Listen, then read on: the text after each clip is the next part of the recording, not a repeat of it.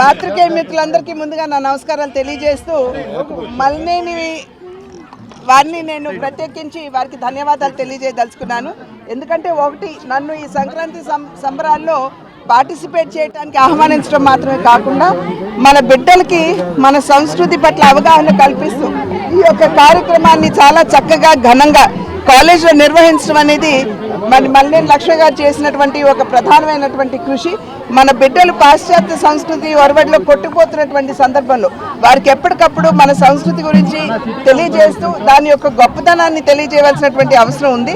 ప్రకృతితోటి మరి రైతులకి సంబంధించినటువంటి ఈ యొక్క పండుగని పిల్లలకి చక్కగా పరిచయం చేస్తూ వారికి అవగాహన పెంచే దిశగా వారు తీసుకున్నటువంటి చేస్తున్నటువంటి ఈ కార్యాచరణని ప్రత్యేకించి నేను హృదయపూర్వకంగా అభినందిస్తున్నాను.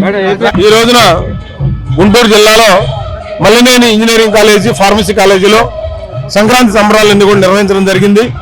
ఈ రోజున ప్రజలందరూ కూడా ఈ సోషల్ మీడియా లేదా వాట్సాప్లు, ఫేస్బుక్లు చూస్తున్నారు. ఆడపిల్లలు ముఖ్యంగా ఇటువంటి కార్యక్రమాల్లో ఇన్వాల్వ్ అయితే వారికి ఆరోగ్యరీత్యా కానీ సంస్కృతి సంస్కారం కూడా అలవరుస్తుంది. తల్లిదండ్రులు కూడా ఈ యొక్క ముగ్గులు వేయడం కానీ గొబ్బెమ్మలు పెడతాం ఇవన్నీ కూడా అలవాటు చేయాల్సిన అవసరం ఉంది.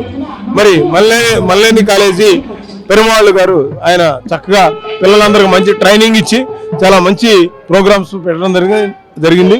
అదేవిధంగా రాష్ట్ర ప్రజలకి, దేశ ప్రజలందరికీ కూడా ప్రపంచవ్యాప్తంగా తెలుగులందరూ ప్రజలు కూడా సంక్రాంతి శుభాకాంక్షలు తెలియజేస్తూ మరి అదేవిధంగా ఈ సంక్రాంతి తర్వాత వచ్చే సంక్రాంతి మరి ఆంధ్ర రాష్ట్ర ప్రజలకు మంచి ప్రభుత్వం ఉంటుందని చెప్పి నేను భావిస్తూ, ముఖ్యంగా మూడోసారి మోడీ గారు ఈ దేశ ప్రతిష్టను ప్రపంచవ్యాప్తంగా ముందుకు తీసుకెళ్తారని భావిస్తూ మరి అందరికీ మరొకసారి ముఖ్యంగా ఆడపిల్లలకు సంక్రాంతి శుభాకాంక్షలు తెలియజేస్తూ సెలవు తీసుకుంటాం.